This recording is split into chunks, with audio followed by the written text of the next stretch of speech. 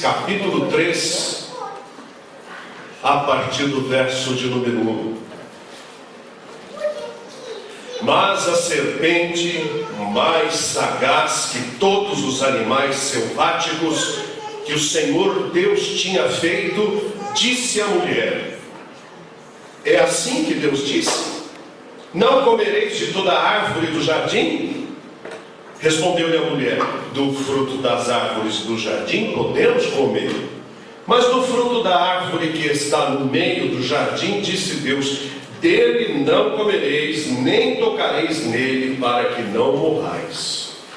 Então a serpente disse à mulher: é certo que não morrereis, porque Deus sabe que no dia em que dele comerdes se vos abrirão os olhos, e como Deus sereis conhecedores do bem e do mal. Vendo a mulher que a árvore era boa para se comer, agradável aos olhos e árvore desejável para dar entendimento, tomou-lhe do fruto e comeu, e deu também ao marido, e ele comeu. Abriram-se então os olhos de ambos, e percebendo que estavam nus, coseram folhas de figueira e fizeram cintas para si. Quando ouviram a voz do Senhor Deus que andava no jardim pela viração do dia, esconderam-se da presença do Senhor Deus, o homem e sua mulher, por entre as árvores do jardim. E chamou o Senhor Deus ao homem e lhe perguntou: onde estás? E ele respondeu: ouvi a tua voz no jardim, e porque estava nu, tive medo e me escondi. Perguntou-lhe Deus: quem te fez saber que estavas nu? Comeste da árvore de que te ordenei que não comesses? Então disse o homem: a mulher que me deste por esposa, ela me deu da árvore e eu comi. Disse o Senhor Deus à mulher: que é isso que fizeste? Respondeu a mulher: a serpente me enganou e eu comi. Então o Senhor Deus disse à serpente: visto que isto fizeste, maldita és entre todos os animais domésticos, e o és entre todos os animais selváticos. Rastejarás sobre o teu ventre e comerás pó por todos os dias da tua vida. Porém, inimizade entre ti e a mulher, entre a tua descendência e o seu descendente. Este te ferirá a cabeça e tu lhe ferirás o calcanhar. E a mulher disse: multiplicarei sobremodo os sofrimentos da tua gravidez, em meio de dores dará à luz filhos. O teu desejo será para o teu marido, e ele te governará. E a Adão disse: visto que atendeste à voz da tua mulher, e comeste da árvore que eu te ordenei não comesses, maldita é a terra por tua causa. Em fadigas obterás dela o sustento durante os dias da tua vida. Ela produzirá também cardos e abrolhos, e tu comerás a erva do campo. No suor do teu rosto comerás o teu pão, até que tornes a terra, pois dela foste formado, porque tu és pó, e ao pó tornarás. Este é um dos textos mais duros da palavra de Deus. E eu peço que os irmãos não fechem suas Bíblias, a mantenham aberta, para que a semelhança dos bereanos, registrados em Atos dos Apóstolos, tudo que o pregador falar, os irmãos devem questionar: será que é isto mesmo que está escrito? Porque é a palavra de Deus que deve falar ao nosso coração. Primeiro, nós encontramos uma criação magnífica. Deus criou, Deus fez as coisas surgirem do nada. O que os homens fazem hoje é tentar dissecar a criação para achar Deus. Anunciaram alguns meses atrás que acharam a partícula de Deus. Mas enquanto os homens correm atrás de uma partícula de Deus, nós podemos ter a graça de Deus na nossa vida muito maior do que qualquer partícula, porque A fé vem pelo ouvir e o ouvir a palavra de Deus. E quem tem Jesus, tem Deus na sua vida. Ele criou tudo. E diz a Bíblia que criou também um lindo jardim. O jardim do Éden. É um Éden diferente daquele descrito por Jeremias e por Isaías e por Ezequiel, quando fala de um Éden cheio de pedras afogueadas. A Bíblia fala deste outro Éden anterior a este, que nós não conseguimos encaixar em local nenhum da história, porque é uma história muito antiga, que é o antigo Éden onde Lúcifer brilhava. Aqui não. Aqui é um jardim imenso, lindo e maravilhoso, um grande pomar, cuidado pelas mãos do próprio Deus. Que fruta será que nós tínhamos lá no Éden? Será que tinha jaca? Será que tinha açaí? Será que tinha gabiroba? Será que tinha, como é que chama aquela pequenininha, gostosinha? Jabuticaba, mas era outra que eu estava pensando, uma vermelhinha. Não, essa não. Pitanga, saudade de comer uma boa pitanga. Eu nunca ouvi falar mais aonde tem uma pitangueira para a gente comer uma pitanga. Se alguém souber aonde tem uma pitangueira, me avise, porque eu tenho muitas saudades. Né? Chico Magro, conhecem o Chico Magro? É um galinho que dá numa planta, na USP tem bastante daquilo, que ele dá um galho assim, meio mole, e você morde, aquilo é doce, é uma delícia aquele negócio. O jardim do Éden era mais bonito e mais frutífero que isso. Deveria ter lá maçã de toda espécie, laranja de toda espécie, peiras, deveria ter abacaxi, tudo que é fruta que você imagina tinha no jardim do Éden, plantado pelo próprio Deus. Que coisa linda! E com detalhe, não havia erva daninha, era um jardim cuidado pelo próprio Deus. Ele deu a ordem para o homem que ele criara, que zelasse daquele lugar, porque seria o seu habitat. O homem foi criado pelas mãos de Deus, porque Deus queria ter comunhão pessoal com este ser criado. E tinha, porque diz a Bíblia que quando havia a viração do dia, Deus mesmo vinha caminhar com o homem, um passeio com o Criador. Que coisa maravilhosa! Como será que era esta vinda de Deus? Certamente Deus se manifestava de forma visível para o homem. Será que ele se manifestava com o rosto de Jesus, uma teofania, uma aparição de Jesus anterior ao seu nascimento como homem? Diz a Bíblia que ele andava com o homem pela viração do dia. Mas Deus deu uma ordem. Disse: olha, você tem tudo aqui, tudo que você precisa, tudo que você quer.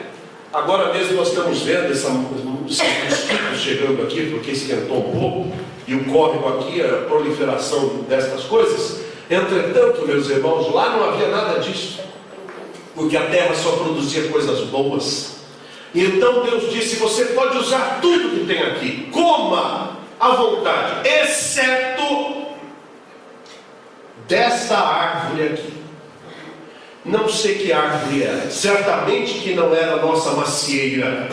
Esta lenda da maçã faz parte das fábulas eróticas que o mundo trouxe. Não é bíblico, não foi a maçã, porque se fosse, Deus teria recolhido a maçã e não haveria maçã no mundo. E nós estamos aí nos mercados cheios de maçã de tudo quanto é espécie. Não era uma macieira, é uma árvore, e que tinha um fruto. E não sabemos que fruto era, e não sabemos que árvore era, e também não nos interessa, porque aquela árvore, ela era um manifesto, ela era um teste, para que o homem testasse o seu amor, a obediência ao Criador. Deus disse: pode comer de tudo, menos desta árvore. Meus irmãos, se eu tivesse 1000 pés de fruta, e só uma dizendo assim: não coma aqui, por que eu ia exatamente naquela que eu não podia comer?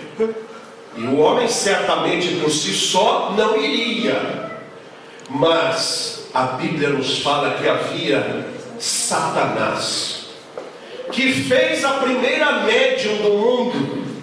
E a primeira médium não foi uma mulher e não foi um homem, foi uma serpente, foi uma cobra espírita. Já viu uma coisa dessa? Uma cobra possessa. E aquela cobra enrolada bate um papo com Eva. É claro, meus irmãos, que cobras não falam, mas naquele momento ali, Deus permitiu que isso acontecesse, porque era a única maneira do ser humano ser tentado. Porque caso contrário, não havia outro homem com quem interagir. E a serpente disse para Eva: Deus disse que vocês não podem comer nenhuma fruta. Olha a insinuação do diabo. E a Eva disse: não, nós podemos comer de tudo, menos da árvore da ciência do bem e do mal. Deus disse: não comam. E aí ela ainda acrescentou que Deus não disse, né? Nem toquem, para que não morram. E aí então o diabo veio com a palavra: bobagem, isso não vai acontecer de jeito nenhum. Deus sabe que se vocês comerem desta árvore, vocês vão ficar cheios de conhecimento. E diz o texto bíblico que a mulher viu virtudes em desobedecer a Deus. E aqui nós vemos o ingrediente do porquê que o pecado é tão gostoso no coração do ser humano, atraindo-o. Veja no verso de número 6. Vendo a mulher que era o quê? A árvore era boa do quê? Boa para se comer. Deus disse: não coma. O que a mulher achou que a árvore era? Pois é, discutir o que Deus disse não faça. Esta é a estratégia do diabo para nos levar ao pecado. Deus disse: não faça. Mas alguém chega e diz assim: não, mas isso aqui é bom, isso aqui não faz mal, isso aqui é apenas cultural, isso aqui é apenas costumes. Vai, ela é boa de comer, ela é nutritiva para comer. Esses dias andei vendo lá no comercial que estava passando um homem que num desses reality shows foi desafiado a comer minhocas. E ele comeu mais de 1000 minhocas. Os irmãos já viram a que ponto o ser humano chega? Chega um canal de televisão inspirado por Satanás e faz com que minhoca, que é um ser nojento, que não é alimento para nós, chega para o ser humano e fala assim: coma, é bom para comer. E o ser humano, pensando no dinheiro que vai receber e nas benesses que vai receber, ele simplesmente esquece que existe a palavra nojo, esquece que existe a palavra vírus, esquece que existe a palavra intestino, estômago, e ele come 1000 minhocas. O diabo faz o ser humano comer minhocas.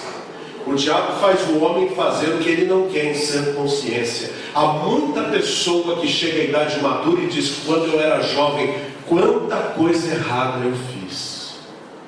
Ou então, quando alguém se converte a Cristo, diz assim: eu tenho vergonha de me lembrar das coisas que fiz quando não era cristão.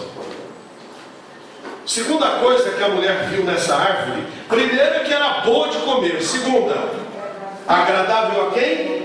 Aos olhos. Olha, isso aí pode não ser bom, mas é bonito.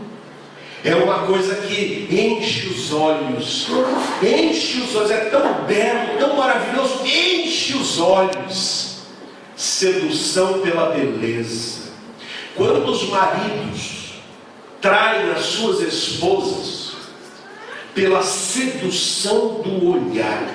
Por que as TVs, meus irmãos, colocam comerciais de mulheres peladas nos carros, de venda de imóveis, até de caixão de defunto? Por que eles colocam as mulheres daquele jeito, quando nos programas de auditório, moças seminuas dançando? Porque querem seduzir pelos olhos. O homem ele acaba sendo seduzido pelos olhos. olha, se você trabalhar para mim, o que eu faço é ilícito, é clandestino, mas você vai ganhar um carro desse, um Mercedes top de linha, motor diesel, estrangeiro, todo legalizado. Você quer trabalhar para mim? Você leva esses pacotes de drogas para não sei aonde. A pessoa não é. Quantos caminhoneiros carregando tóxicos, parados pela polícia, e a polícia pergunta: você é um pai de família, por que você fez? Porque eu vi o prêmio era bonito. Cuidado com o que você olha, cuidado com o que você come. E a terceira coisa que a mulher viu, primeira coisa que ela viu é que era boa de comer. A segunda era agradável. E a terceira coisa, desejável. Eu vou ficar muito entendido, muito inteligente. Eu vou conhecer as coisas acima do que eu posso conhecer. Meus irmãos, estamos vivendo um tempo onde as pessoas estão misturando genes de seres humanos com animais. Estão criando verdadeiras aberrações. É que nós não temos acesso a esses documentos, mas só Deus sabe as coisas que eles já inventaram. Esta gripe que nós ouvimos aí dizer, a gripe, qual que é essa da vacina? Gripe A. É um nome para dizer gripe suína, mas na verdade, meus irmãos, os porcos existem há muitos anos e nunca emporcalharam desse jeito. É que este vírus desta gripe suína, muito provavelmente foi mexido dentro de algum laboratório de terroristas ou de grupos de governos, fizeram uma alteração genética e escapou do laboratório, ou então ofereceram para algum governo o veneno e o antídoto, só que o governo não comprou o antídoto, então falaram: então nós vamos jogar o veneno e vocês se viram. Lembram quando começou a matar gente de tudo quanto era canto? Porque alguém soltou no México o veneno desta gripe mexida. O homem está mexendo com o que não sabe. A bomba atômica, meus irmãos, mexeram com o que não sabiam. E então o que aconteceu? Deu uma hecatombe no mundo, e o mundo transformou-se num verdadeiro barril de pólvora, onde as grandes nações medem a sua força pelo número de torpedos de bombas atômicas que possuem. O nosso conhecimento, meus irmãos, deve estar primeiro firmado no que realmente é da vontade de Deus que nós entendamos. Não adianta conhecer o ocultismo. Não adianta eu ficar craque em todos os signos do zodíaco. Não adianta eu conhecer todas as línguas do universo se eu não souber primeiro o que Deus quer para a minha vida. A Bíblia diz: o temor do Senhor é o princípio da sabedoria. Não se faz sábio querendo conhecer algo que Deus disse: aqui não. Não é seu campo, não é sua área. Não mexa aqui. Deus disse: desta árvore você não vai comer. Mas a mulher olhou para a árvore e viu que ela era desejável para dar entendimento. Aquilo era bom. Dias atrás fizeram um filme que mostrava uma droga que inventaram, que potencializava o cérebro de uma forma tal que uma pessoa era capaz de aprender um idioma em 3 dias, de aprender música, aprender a tocar piano, e a sua cabeça, ela amplia a maneira de raciocinar em milhares de vezes. Só que o custo desta droga é que depois que você para de tomar a droga, ela simplesmente acaba com você. O que você ia pensar em 20 anos, você pensou em 20 dias, e quando você para com a droga, o seu corpo acabou, se destruiu. Ou seja, não vá além daquilo que Deus estabeleceu para você. Tem um limite. Deus disse: da árvore da ciência do bem e do mal, desta não comerás. Mas a mulher olhou para a árvore e disse: ainda que Deus disse não faça, eu vou fazer. Eu vou fazer porque primeiro é boa de comer, é agradável aos olhos e vai me trazer entendimento. A mulher comeu e ainda lambeu o peixe. E não só comeu, o que ela fez? Ainda foi bem amorosa, né? Levou para Adão, come também. E o bobo pega e come.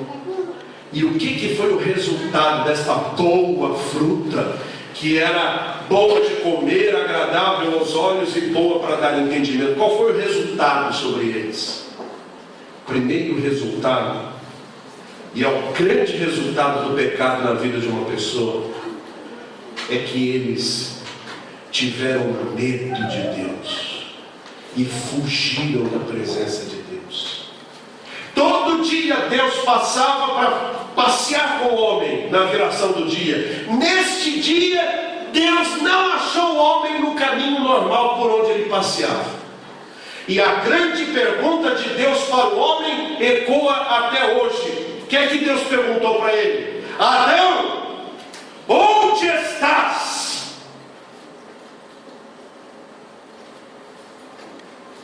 Todo mundo que erra quer esconder o seu erro. Fez errado, quebrou uma xícara na cozinha, faz de tudo para juntar o lixo de uma forma que ninguém veja ou colocar debaixo do tapete. Estragou um equipamento, quebrou lá a tampa, mas ele deixa de um jeito que é para a pessoa que é dona, quando abrir, vai, foi você mesmo. Eu nem mexi aí. Quer dizer, mexeu, mas ele faz questão de dizer, nem mexi aí. Vai no estacionamento de carro, dá uma encostada no carro do outro. Ele fala, deixa eu sair, porque ninguém anotou placa nem nada. Depois ele vai saber, não vai saber que sou eu. Ninguém viu. O homem está fugindo. Adão, onde estás? Um dia o seu pecado vai te achar. Porque o homem pode fugir ao longo de toda a sua vida, mas o homem não vive para sempre. Há um dia em que Deus recolhe o seu fôlego e ele vai estar na presença de Deus, e Deus vai olhar para o seu rosto e vai dizer, aonde você está? E Adão disse claramente para Deus, Deus, eu tive medo, ouvi a tua voz, porque fiz o que não devia fazer. Deus perguntou para a mulher disse, eu fiz porque a cobra me incentivou a fazer. E se Deus perguntasse para a cobra, por que você fez isso? A cobra lhe responderia para Deus, a culpa é sua, porque o Senhor me criou. Quer dizer, nós passamos a culpa um para o outro. Mas a palavra de Deus diz que naquele dia em que o homem fez a má opção da sua vida, Deus fez uma promessa. Ele disse para a serpente que haveria um dia em que o descendente da mulher esmagaria a cabeça da serpente. Esta era uma promessa de que Deus um dia enviaria o seu Filho Jesus, e que com a morte do seu Filho Jesus, o homem não precisaria mais fugir da presença do Pai. Porque quando nós olhamos para Jesus, quando nós olhamos Jesus, o homem perfeito, que em tudo foi tentado, mas sem pecar, e nós cremos no seu santo nome, no seu sangue derramado na cruz, o pecado que vem de nós, porque Deus nos liberta e nos transforma em novas criaturas. Quem está em Cristo, nova criatura é. As coisas velhas já passaram, tudo se fez novo. Adão, onde estás? É melhor ouvir o nome agora, ouvir o seu nome, onde estás? E chegar diante do altar de Deus e dizer, Senhor, tal qual eu estou, eis-me aqui, sou pecador. Eu sou pecador e preciso da tua graça. Eu sou pecador e preciso da tua salvação. Eu sou pecador e preciso do seu perdão. Deus, me perdoa. Não adianta fugir de Deus. Deus nos encontra. Você errou, confesse. Você errou, peça perdão. Não esconda o seu pecado diante de Deus, porque Deus nos sonda, Ele nos conhece, Ele sabe das profundezas da nossa vida. Um dia tudo virá juízo diante de Deus. E eu sei que Deus vai abrir o livro da minha vida e vai ter um monte de pecados ali. Eu não sei quantas folhas aquele livro vai ter. Quantas folhas o livro dos seus pecados vai ter também? Você sabe? Eu só sei de uma coisa: em cada folha daquele livro cheio dos meus pecados vai estar borrado de vermelho e vai estar escrito assim: o sangue de Jesus Cristo já pagou por cada um destes pecados. O sangue de Jesus já foi derramado por esta vida. E quando Deus folhear todos os meus pecados e ver que está tudo pago, tudo consumado, Ele vai olhar no outro livro, o livro da vida, e vai ver o meu nome escrito ali. Glória a Deus por isso. Ele vai ver o meu nome escrito ali, dizendo: ah, você não é um dos que eu vou julgar pelas obras. Você é um daqueles que foi salvo pelo meu Filho Jesus. Você está salvo, seus pecados já foram pagos. Não é que você não vai pagar por eles, alguém tem que pagar por eles, mas Jesus já pagou pelos nossos pecados, cada um deles. Por isso, meus irmãos, em Jesus, amigo, temos mais chegado que o irmão. Jesus é o nosso amigo, o nosso Salvador bendito, é aquele que nos livra do peso do pecado. Adão, onde estás? Agora eu não preciso mais fazer assim. Eu posso fazer como Isaías, que quando Deus disse assim: quem há de ir por nós? Isaías disse para Deus assim: eis-me aqui, Senhor, envia-me a mim. Agora eu não preciso mais fugir de Deus, agora eu quero é correr para Deus. Como disse o apóstolo Paulo: esquecendo-me das coisas que para trás ficam, prossigo para o alvo, para o prêmio da soberana vocação, olhando para Jesus, autor e consumador da minha fé. Vamos, meus irmãos, não fugir como Adão, não fugir como Eva, mas vamos correr, não de Deus, mas para Deus, não longe de Deus, mas abraçar o Senhor e dizer: eis-me aqui, Senhor, não sou digno de Ti, mas Te agradeço pela Tua graça, pelo Teu amor, pela Tua redenção, pelo Teu perdão, e porque Tu és tudo para mim. Que Deus vos abençoe. Amém. Amém. De pé, irmãos.